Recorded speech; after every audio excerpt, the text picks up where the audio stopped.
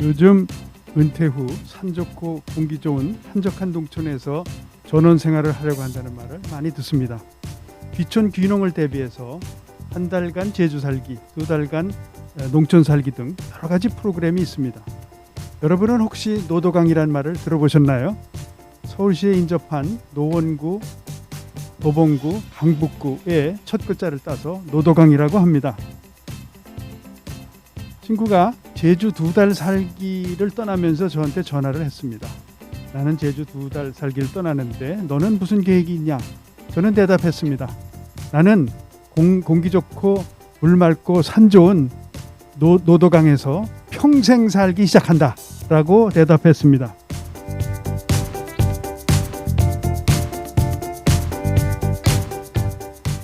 안녕하세요. 노도강에서 평생 살기 진행을 맡은 고차안이라고 합니다.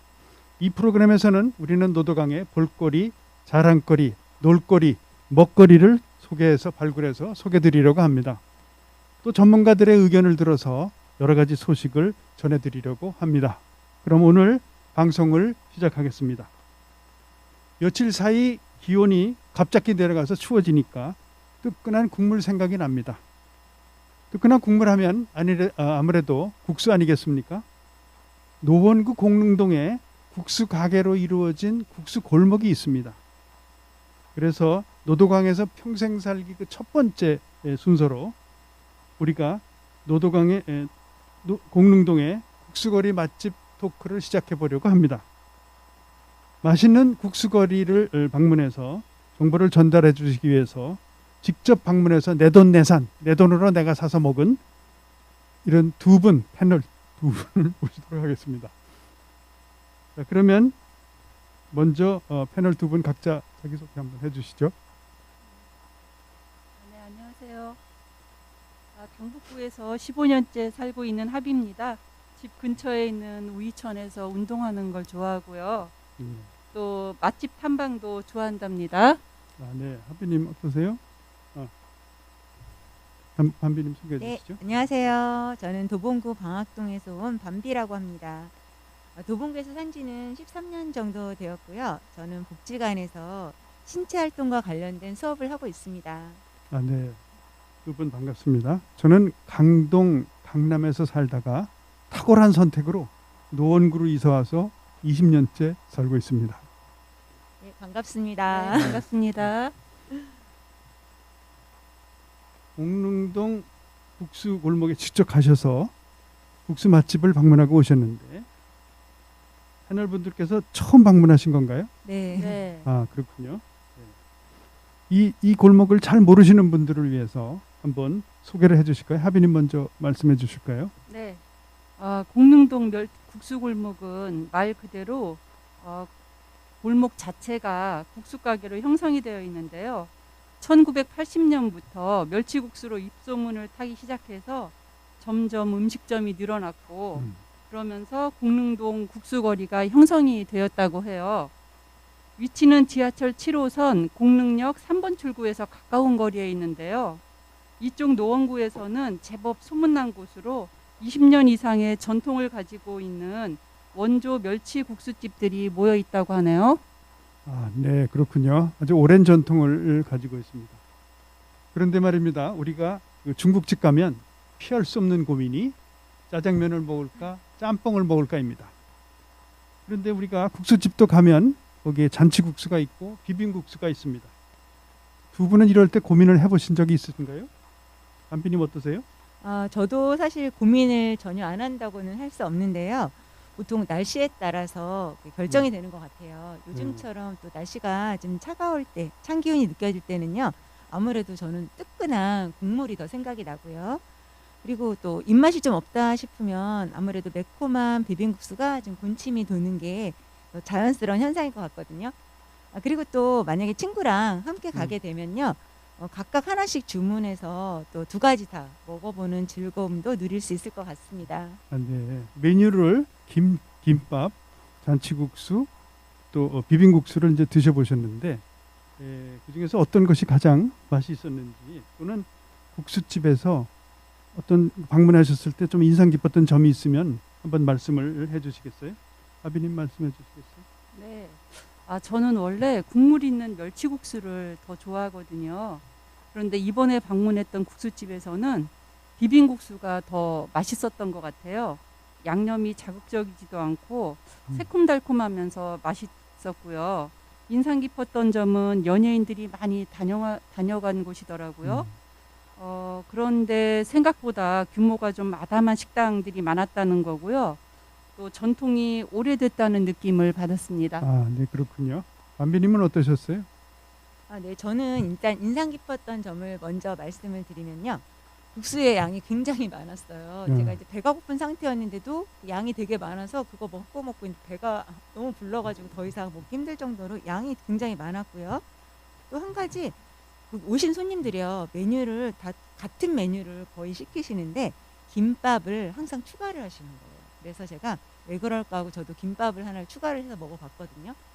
양이 굉장히 많았고 내용물은 뭐 그렇게 많지는 않았는데 무엇보다 이게 국수랑 같이 먹으니까 김밥과 국수가 어우러져서 굉장히 또 훌륭한 한 끼 식사가 되더라고요. 그래서 아주 맛있게 먹고 왔습니다. 네, 그렇군요. 네. 네, 그런데 요즘에 우리가 아무래도 코로나 시국이다 보니까 그 식당 운영에 여러 가지 어려운 점이 있을 것으로 생각이 됩니다. 혹시 이에 대해서 두 분이 한번 사장님하고 말씀해 보신 게 있나요? 네, 제가 사장님께서 바쁘신 중인데도 제가 좀 궁금해서 여쭤봤는데요. 요즘 코로나로 인해서 다 같이 어려운 시국인데 뭐 참고 견디는 방법밖에 더 있겠냐 하시면서 다행스럽게도 요즘에 점점 상황이 좋아지고 있다 이렇게 말씀을 하시더라고요. 네, 다행입니다. 네. 자, 오늘 이렇게 잔치국수, 비빔국수에 대해서 이야기를 나눠보니까 지금 우리도 또 한번 먹고 싶어집니다.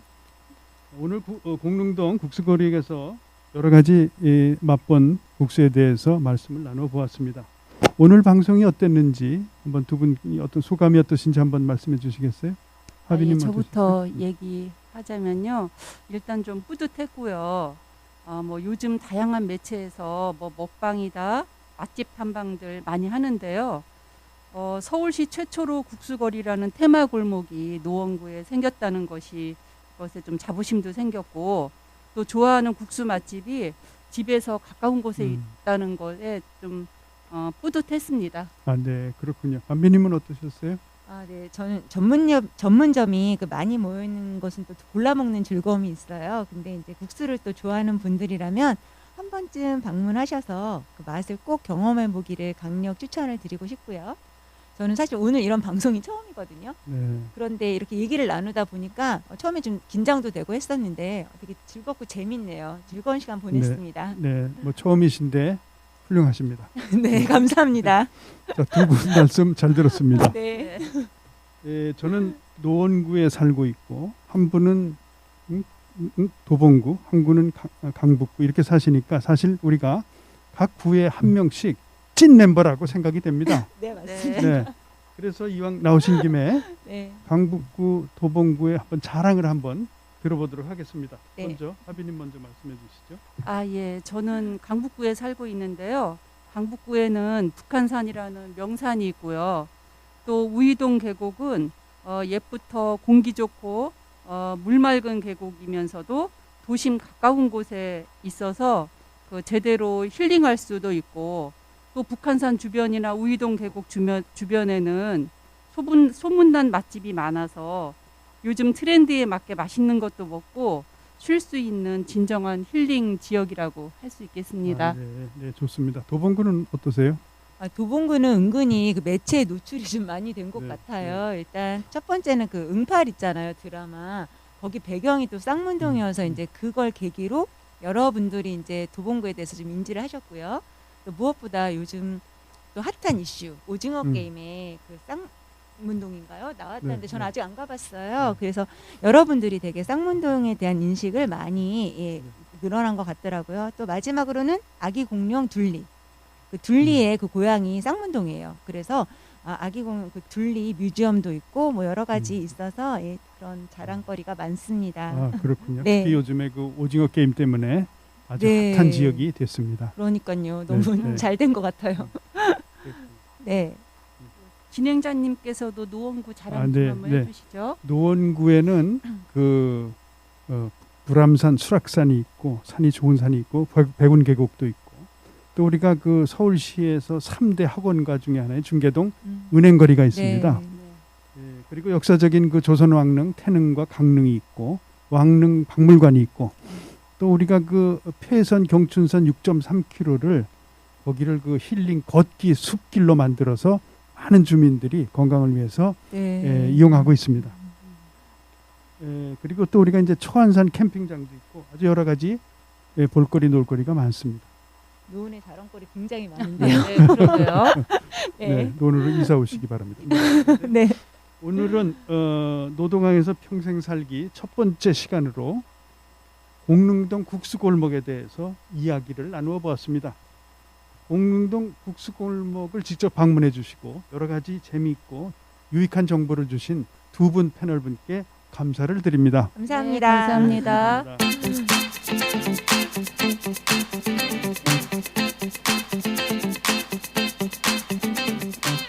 앞으로도 계속해서 노도강의 볼거리, 먹거리, 자랑거리, 놀거리 등을 발굴해서 소개해 드리도록 하겠습니다. 시청해 주셔서 감사합니다. 오늘 방송을 마치도록 하겠습니다. 지금까지 진행의 고차안, 패널의 하비와 담비, 작가 백종원, PD 이명희, 제작의 서울시 50+ 북부 캠퍼스와 은행나루마을 방송국이었습니다. 감사합니다. 감사합니다.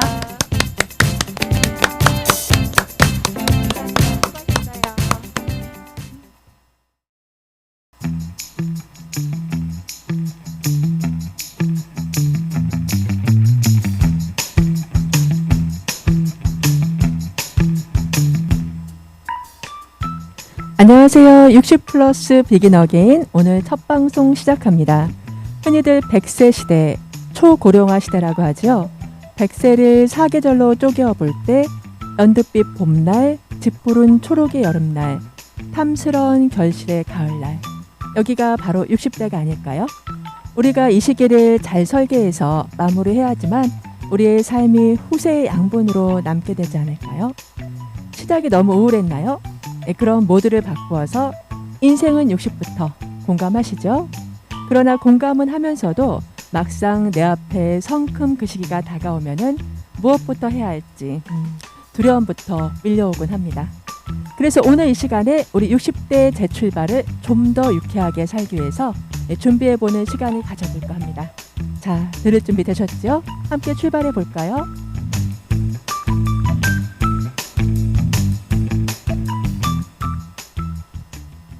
네, 은퇴 후 60대, 특히 남자들의 로망이죠. 네, 전원 생활의 빛과 그림자, 그리고 은퇴 후 24시간 동안 함께하는 부부 생활. 네, 선배님의 경험담을 담아서 여러분들과 공유해보려 합니다. 네, 오늘 첫 방송, 특별히 35년 공직 생활을 마치고 강원도에서 전원 생활하고 계신 박정현 패널님 모셨고요. 네, 같이 진행 도와주실 허연숙 패널님도 모셨습니다. 네. 안녕하세요. 네, 안녕하세요. 저는 건강과 행복나눔이라는 회원수 600여 명 되는 밴드 운영자 허연숙이고요. 지금은 노원에서 살고 있어요. 제 옆에는 방금 강원도에서 먼 길 오시느라 너무 수고 많으셨는데 네. 인사 소개 좀 부탁드려요. 네, 반갑습니다. 금방 소개받은 패널 박정현입니다. 물과 숲이 아름다운 강원도에서 지금 막 도착했습니다. 초대해 주셔서 감사합니다. 네, 반갑습니다. 네, 지금 전원 생활 중이신데요. 그럼 언제부터 강원도에서 터전을 잡으신 거예요? 한 10년 전에 시 외삼촌 댁에 방문했다가 주위에 호수하고 숲이 너무 아름다워서 일단 먼저 땅을 샀고요. 그리고 이제 4년 전에 신랑이 퇴직을 하고 나서 집을 지었으니까 한 4년 정도 살았다고 할까요? 네. 그러면 전원 생활을 하시면 정말 여러 가지가 참 좋은 점이 많으실 것 같아요. 근데 특히 뭐 어떤 점이 더 좋았을까요? 제일 먼저 좋은 거는 일단 아침이 너무 좋습니다. 이제 출근할 때는 아침에 일어나기 싫었는데 아침에 그 신선한 공기가 무엇보다 제일 좋고요. 그리고 낮에는 너무 깨끗한 햇살에 산책하는 것. 네. 그리고 또 하면 뭐 텃밭에 상추, 쑥갓 이런 거 이제 재배해서 특히 올해는 대파가 엄청나게 비쌌죠. 그래서 그렇죠. 저희가 대파도 한 뿌리도 안 사 먹고 해서 생활비를 정말. 많이 줄일 수가 있었습니다. 네. 정말 그렇게 대파 됐네요. 정말 비쌌죠. 예. 또 있을 것 같은데요. 또는 뭐 이제 일단 손주들이 무엇보다 좋아해서 자주 오고요. 제일 좋은 거는 아무래도 4년 동안 감기를 한 번도 앓은 적이 없습니다. 그만큼 건강한 생활 그게 제일 좋은 것 같습니다. 네, 건강이 최고. 네네. 최근 막을 내린 그 연속극 갯마을 차차차인가? 그게 전원생활에 대해서 많이 저희들을 알게 해줬는데요. 옆에 계신 최 PD님도 네. 현재는 아파트 생활 하시고 계시지만 어때요? 전원생활에 대한 로망 있으세요? 그럼요. 저는 아파트 생활 너무너무 오래 했고요. 지금은 반려견을 2마리나 키우고 있는데 이제 산책을 공원에서 매일매일 해주고 있거든요. 근데 지금 전원이라고 하면은 이제 푸른 잔디밭이 있는 넓은 마당에서 그렇죠. 강아지들하고 뛰어다닐 수도 있고 사람들 눈치 안 보고 막 뛰어다닐 수도 있고 그런 거 너무너무 부럽고요. 그리고 자전거 같은 것도 편하게 타고 싶고요. 상상만 해도 너무너무 천국 같은데요. 그래도 이런 천국이지만 그래도 힘든 점도 좀 있겠죠? 그렇지 않으세요? 네.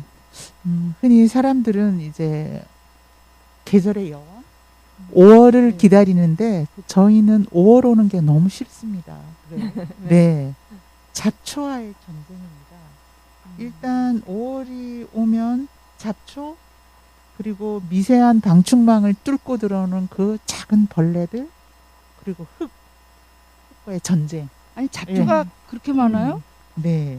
무슨 잡초가 그렇게 많아요? 일단은 숲에 가까이 살다 보니까 막 어떤 풀씨 이름도 모르는 풀씨들이 날라들어서 매일매일 우리가 잡념처럼 이 잡초가 끊이지 않고 솟아 나오는 거 뽑아내는 게 엄청 힘듭니다. 네네.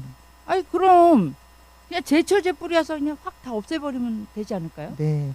그래도 전원 생활을 하면서 제초제를 뿌린다는 거는 좀 마음에 좀 허락되지 않고요. 또 특히 그 너무도 사랑하는 우리 박하 애완묘가 있기 때문에 아무래도 고양이가 제초제 뿌린 풀을 먹었을 때 맞아. 상상하기도 싫습니다. 그래서 제초제 대신에 저희가 아침마다 그 10월까지 뽑아대는 거 그것이 제일 힘든 것 같습니다. 죄송합니다. 네, 네. 노동이 꽤 되는데 반려묘를 키우시네요. 저도 네. 반려견 키우고 있어서 그 아, 마음 네. 너무너무 잘 알고요. 네. 근데 전원 생활이 보통 이게 남자들의 로망이라고들 많이 하고 여자들은 도시 생활을 좋아한다 이렇게 말을 하기도 하고 너무 힘들다 이런 말들이 많은데 어떤가요? 정말 그런가요? 네, 아무래도 여자들의 어떤 스트레스들 많이 어디서 푸나요? 저 같은 경우는 백화점? 이제 백화점, 또 뭐 갤러리, 문화공간, 또 사우나, 뭐 이런 대형마트 짱. 이런 데서 풀잖아요. 근데 그런 것이 없어서 생활이 좀 건조하기는 합니다. 그래서 저는 매주 한 번씩 서울 나들이를 합니다. 이렇게 창동에 와서 또 이런 시간조차도 저에게는 스트레스를 푸는 아주 귀한 네, 시간입니다. 잘 오셨어요. 네네. 네. 그리고 아무래도 도시보다는 시골이다 보니까 이웃과의 관계도 참 중요할 것 같아요. 혹시 텃세 이런 거 없을까요? 네, 텃세 심했죠. 근데 제가 생각으로는 텃세보다 더 심한 게 이 서울의 아파트 생활할 때보다 그 마을에 살다 보니까 굉장히 과도한 어떤 관심, 남의 집 숟가락도 다 알아야 된다는 그런 거. 피곤하죠. 네. 그리고 텃세도 심해서 그거 좀 견디기가 힘들었죠. 그런데 지금은 그 과도한 관심은 어찌 보면 따뜻한 정의일 수도 있고요. 그다음에 텃세는 그분들이 미리 어떤 사회 기반 시설을 다 이렇게 도로 등 이런 걸 해놨기 때문에 어떤 수고라는 그 개념으로 이해를 하니까 지금은 잘 지내고 있습니다. 초기에는 좀 힘들었습니다. 좀 초기 투자라고 생각하시면 네. 예, 그렇겠네요. 아, 지금은 배우자님하고는 두 분만 사시는 거예요? 그렇죠. 요즘 코로나 이후 그런 소리를 제가 들었어요. 많이 나오죠. 혹시 이 부부가 너무 하루 종일 같은 시간, 같은 공간에 있다 보면 조금 갈등도 생길 수 있을 것 같은데 어떻게 극복하시나요? 그런 점은? 네, 이제 아마도 아침 저녁만 이렇게 늘 보다가 24시간 같이 있으니까 갈등이 정말 예견되더라고요. 그쵸. 그리고 그래서 이제 퇴직 1년 전부터 서로 어떤 둘만의 준칙 이것을 정해서 물론 사전에 합의해서 지금 이행하고 있어서 아주 저는 거기에 대해서는 만족하고 있습니다. 예를 들어서 이제 자녀 양육이나 적금 이런 것들은 좀 안 나가니까 최소의 생활 경비만 빼고는 좀 용돈을 좀 서로 좀 많이 갖는 거.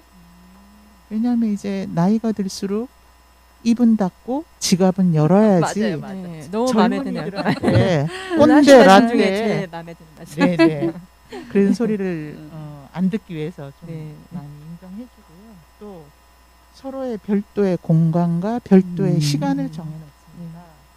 그래서 신랑은 이제 별채를 하나 더 추가로 6평짜리 별채를 하나 지어서 넓은 이제 가고 저는 좋겠다. 이제 또 글 쓰는 걸 좋아해서 서재를 제가 쓰는 걸로 하고 아침 저녁 시간만 같이 하고 이제 산책이나 이런 거 아침 저녁 시간 그 나머지 시간에 대해서는 절대 서로 간섭하지 말자 이렇게 정해서 지금 잘 지내고 있습니다. 그렇죠. 아무래도 24시간 같이 한다는 게 쉬운 건 아닌데 현명하게 잘 대처를 하고 계신 것 같은데요. 제가 전업주부 생활을 해보니까 그래도 그중 가장 힘든 거는 식사 준비였어요. 식사 준비는 어떻게 하고 계신가요? 그렇죠. 식사 준비하는 것이 제일 부담스럽더라고요. 예. 똑같이 노는데 여자만 날마다 음식을 준비한다는 네. 거는 좀 불공평하죠. 예, 불공평해서 맞아. 네. 그래서 저희는 끼 담당제를 합니다. 좋으네요.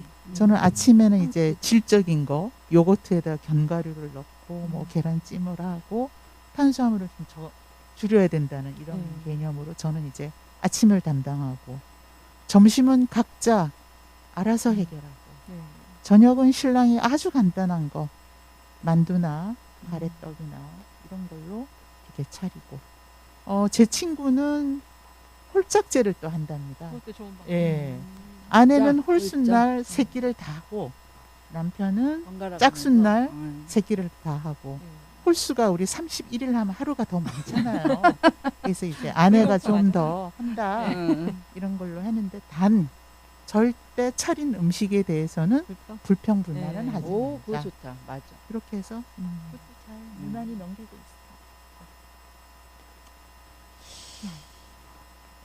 이게 지금 전업주로 살면서 힘든 점을 말씀해 주셨어요. 아니, 연애 생활 하듯이 이렇게 재밌게 지내고 계시잖아요. 네. 많이 됐고요. 지금 앞으로 전업 생활을 꿈꾸시는 분들을 위해서 당부해 주실 말씀 있으신가요? 제가 아까 말씀을 드리려고 그랬는데 조금 빠진 게 바로 그 점입니다. 정말 전원 생활에서 부부가 잘 지내기 위해서는 그냥 이렇게 대면 소통도 중요하지만 이메일이나 그다음에 SNS, 전화 소통을 다양하게 해서 늘 연애하는 기분으로 살아야 됩니다. 아, 그래서- 연애 생활. 네. 예, 그 참 단어 좋으네요. 네. 예.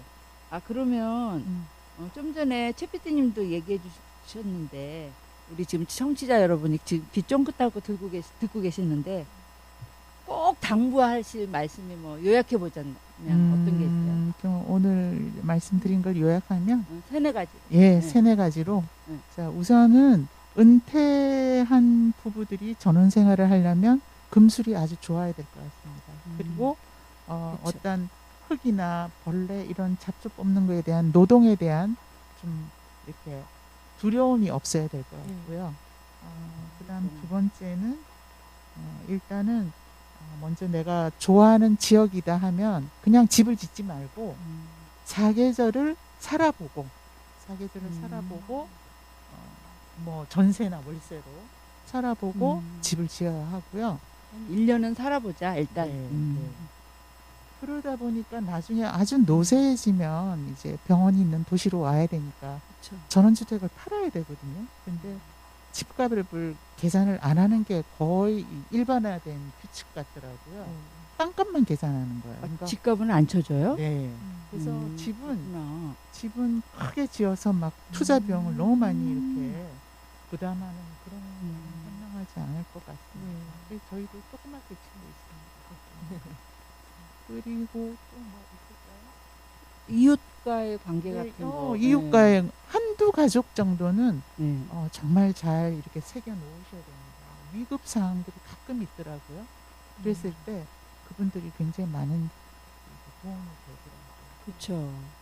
이제 나이 들다 보면 언제 아플지도 모르고 네, 그러니까 네. 이웃도 중요하고 집도 너무 크게 지어서 나중에 또 그 음, 자본 회수 그런 것도 있고 네. 무엇보다도 집의 위치 너무 추운 데 가서 전원생활만 꿈꾸고 산 꼭대기에 짓는 것보다도 병원 가까운데 예. 자 오늘 정말로 생생한 경험담 현실적이고 진솔한 말씀 아주 감사합니다. 자 청취자 여러분도 도움이 많이 되셨을 것 같아요. 예 감사합니다.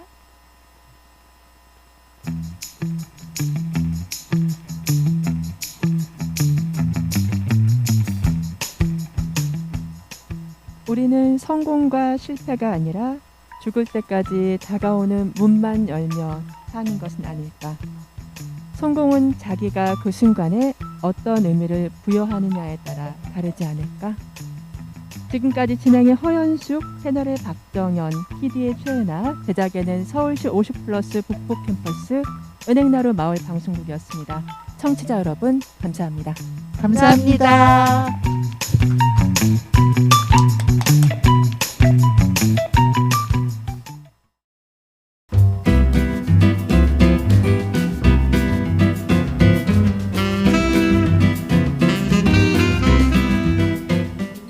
좋은 곳을 가고 좋은 옷을 입고 좋은 차를 마시며 우리는 모두 좋은 것들을 누리며 살고 있죠. 좋은 기분, 좋은 삶을 위해 당신이 누리는 것들, 당신의 좋은 기분을 위해 좋은 음악이나 좋은 사람들이 요구될 수도 있을 거예요. 더 나은 삶을 위해 좋은 한 권의 책이 요구될 수도 있고요. 오늘 이 시간 좋은 책, 좋은 수다와 함께 좋은 날 되셨으면 합니다. 안녕하세요. 수다의 책방 진행을 맡은 소피입니다.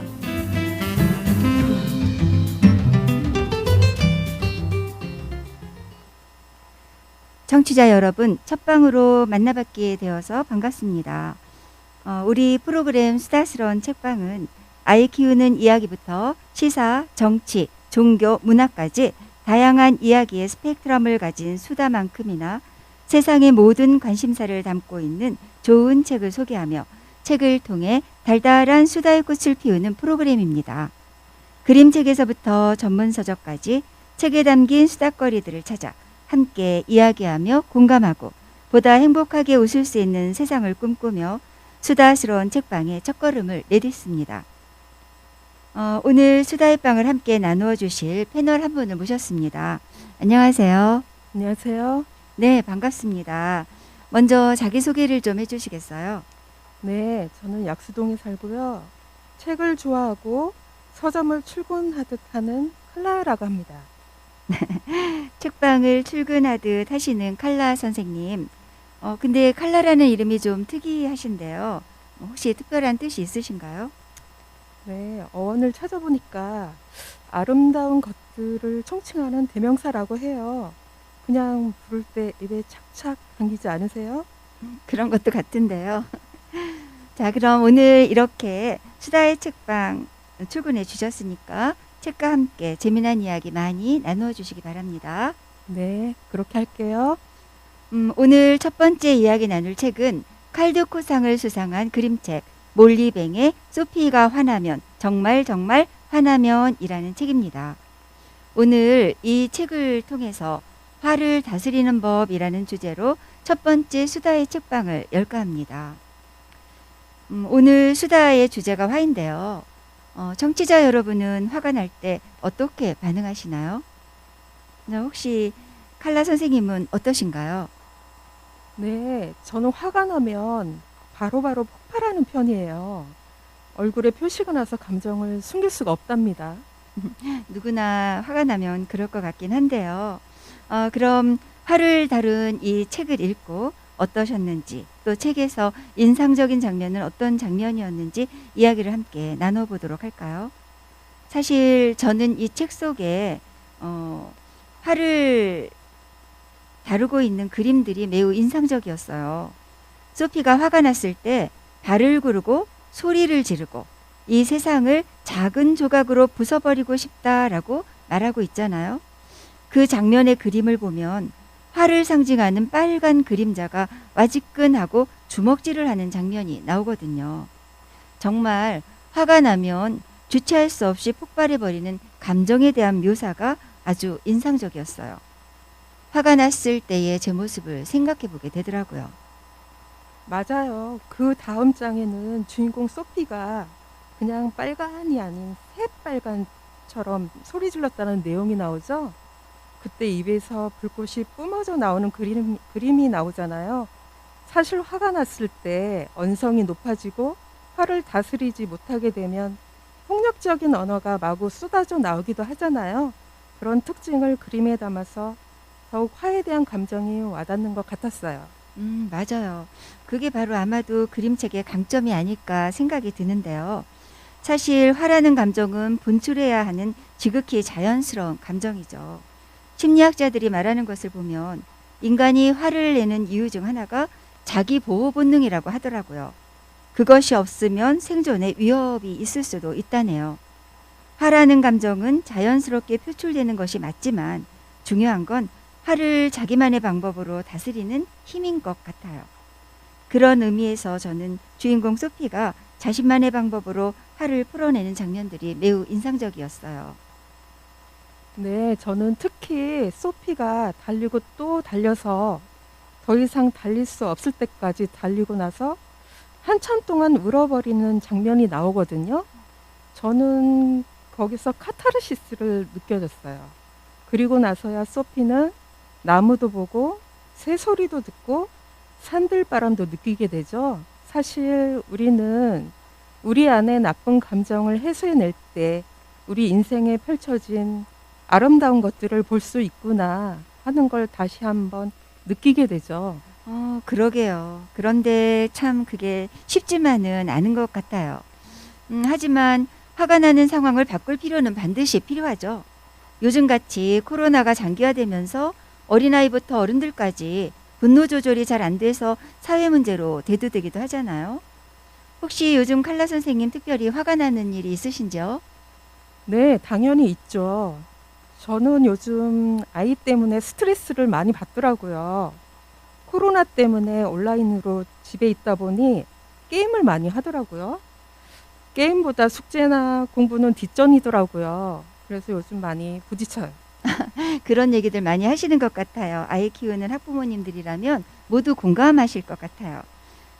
저는 뭐 꼰대 소리 들을지도 모르겠지만 공중화장실 같은 데서 손을 씻고 휴지를 필요 이상으로 마구 뽑아 쓰는 사람들을 보면 정말 화가 막 나더라고요. 자, 산호라면 참 화나는 일도 다양하게 많기도 하구나 싶습니다. 그럼 이렇게 화가 났을 때 칼라 선생님만의 화를 다스리는 법은 있으신지요? 사실 아까도 말씀드렸듯이 화가 나는 상황은 아주 사소한 것에서부터 생기는 것 같아요. 남편이 외출했다 들어왔는데 씻지도 않고 소파에 그냥 들어 눕는다든지, 아이들이 정성껏 시간 들여 차린 밥을 게임하느라 안 먹으려 한다든지, 책을 좀 읽으라고 이것저것 좋은 책을 사놨는데 거들떠 보지도 않는다든지 하는 사소한 일상에서 화가 치밀어 오르지요. 근데 곰곰이 생각해 보면 화가 나는 이유가 사실 다 상대방이 내 뜻대로 하지 않아서, 내 의견이 관철되지 않아서라는 걸 발견하게 돼요. 가족이라도 다 기질이며 인격이며 다르잖아요. 근데 꼭 내 뜻대로 하기를 바라는 것이 화해의 원인이 되더라고요. 그러니까 어쩌면 화는 자기 자신 때문에 일어나는 것 같아요. 이런 걸 인식하고 나니까 화가 좀 사그러들긴 하는 것 같아요. 예전처럼 자주 화를 내지 않게 되더라고요. 참 대단하신 것 같네요. 생각을 바꾸면 또 행동도 바뀐다는 말을 우리 칼라 선생님은 실행하고 계신 것 같아요. 화를 다스리는 법에 대한 책을 여러 가지 읽다 보면 뭐 심호흡하기라든지 15초만 참기, 자리 피하기 등 여러 가지 방법을 제시하고 있는데요. 사실 별로 성공한 적은 없었던 것 같아요. 일단 화가 나면 뭐 이런 거 저런 거 따질 겨를도 없이 15초 안에 어떤 방법으로든 화를 분출하게 되니까요. 그래서 사실 저도 칼라 선생님처럼 나름 생각을 훈련시키는 방법을 시도하고 있는데요. 효과가 좀 있기는 한 것 같더라고요. 화가 나게 하는 대상에 대해서 쟤는 왜 저래? 하지 않고 말이죠. 그럴 수도 있지, 그럴 때도 있어 라고 생각하는 훈련이죠. 사실 전철을 타고 다니다 보면 나를 밀치고 달려가는 사람을 만날 때가 있잖아요. 기분 엄청 나쁘죠. 근데 생각해보면 나도 그럴 때가 있지 싶더라고요. 내가 그럴 때가 있는 것처럼 다른 사람도 그럴 때가 있지 하고 생각하는 그런 훈련을 하고 있어요. 근데 생각보다 참 효과가 있는 것 같아요. 청취자분들도 한 번쯤 해보시면 좋겠어요. 그럴 수도 있지 하고 말이에요. 그 말 참 좋은데요. 그럴 수도 있지 하는 말이 왠지 화를 다스리는 데 도움이 될 것 같아요. 네, 그렇죠. 자, 오늘 이렇게 화를 다스리는 방법에 대해 말씀을 나누다 보니까 우리가 화를 내는 원인이 내 뜻대로가 이유였다라는 생각이 드네요. 그림책 소피가 화나면 정말 화나면이란 책으로 수다의 빵을 나누고 있는데요. 저희 프로그램의 수다스러운 책방이잖아요. 빵을 나누어 먹듯 책 속에서의 좋은 생각들을 나누자는 뜻이 담겨 있죠. 이 책의 마지막 장면에서 넓은 세상의 위로를 받고 기분이 좋아져서 집으로 돌아온 소피가 느끼는 집안의 분위기가 참 따뜻하고 좋은 냄새가 났다라고 표현되고 있어요. 우리가 감정을 건강하게 다스릴 때 참된 행복도 제대로 느낄 수 있겠구나라는 생각을 하게 됩니다. 자, 이제 마지막으로 책을 좋아하시는 칼라 선생님께서 청취자분들을 위해 화를 다스리는 데 도움이 될 만한 다른 책을 한 권 소개해 주실 수 있을까요? 네, 그럴까요? 저는 에세이 하나를 소개할까 합니다. 싸울 때마다 투명해진다 라는 책인데요. 글 잘 쓰는 은유 작가의 책이에요. 저는 화를 무조건 참아야 한다는 생각에는 공감하지 않아요. 사실 우리가 화를 내므로써 내 감정을 꺼내 보이기도 하고 세상에 대해 나의 생각을 알릴 수 있기도 하니까요. 은유 작가의 말대로 싸울수록 투명해지는 거죠. 소외된 사람을 외면하는 이웃에 대한 화, 갑질하는 회사 상사에 대한 화, 정의롭지 못한 사회에 대한 화, 인종차별과 같은 차별에 대한 화는 정말 필요한 화이고 분출해야 한다고 생각하거든요. 우리 민족도 일제강점기 때 억눌림에 대한 분노를 화로 표출하지 않았다면 독립을 이룰 수 있었을까 생각해 보기도 해요. 참 그러네요. 저는 화를 내야 할 때 내야 한다고 생각합니다. 이 책은 화를 제대로 어디로 발산해야 할지에 대해 생각해야 하는 책입니다. 화를 근본적으로 다스리는데 도움이 되는 책이라고 생각해요. 모두 한 번쯤 읽어보시면 좋을 것 같아요. 화를 내야 할 때 내야 한다는 생각이 참 공감이 가는 책이네요. 청취자분들을 위해 책 제목을 다시 한번 말씀해 주시겠어요? 네, 은유 작가의 싸울 때마다 투명해진다 라는 책입니다. 싸울 때마다 투명해진다. 책 제목도 참 멋진데요. 좋은 책 소개 감사합니다. 화는 나쁜 감정이 아니라 자연스러운 감정이니까 건강한 쪽으로 발산하도록 하는 것도 중요하겠다 싶네요. 자, 오늘 칼라 선생님과 함께 수다빵을 주워 먹다 보니 어느새 시간도 꽉 차고 배도 부른 것 같습니다.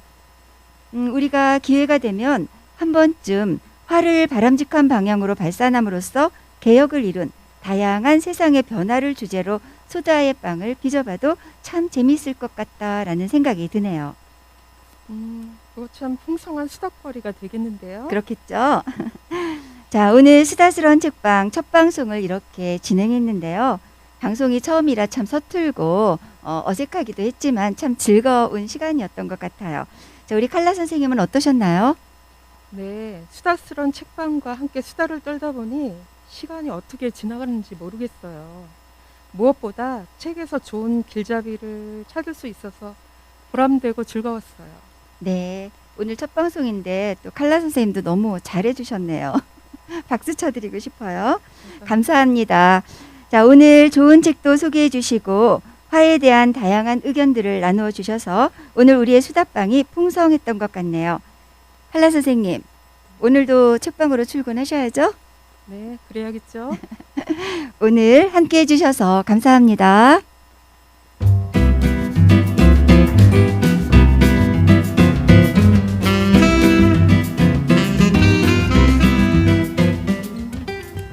어느덧 아름다운 가을이 저물어가고 겨울이 성큼성큼 우리에게 다가오고 있네요. 날이 많이 차가워지고 있습니다. 모두 건강 조심하시고 코로나의 시대 화나는 일 많지만 화를 부드럽게 잘 다스리셔서 행복한 하루하루 보내시길 바랍니다. 오늘 수다스러운 책방 진행의 소피, 패널의 칼라, 작가 김수년, 제작의 서울시 50플러스 북부캠퍼스 은행나루 마을방송국이었습니다. 다음 주엔 더욱 풍성한 수다거리를 가지고 찾아뵐게요. 감사합니다. 오늘 하루도 행복하세요.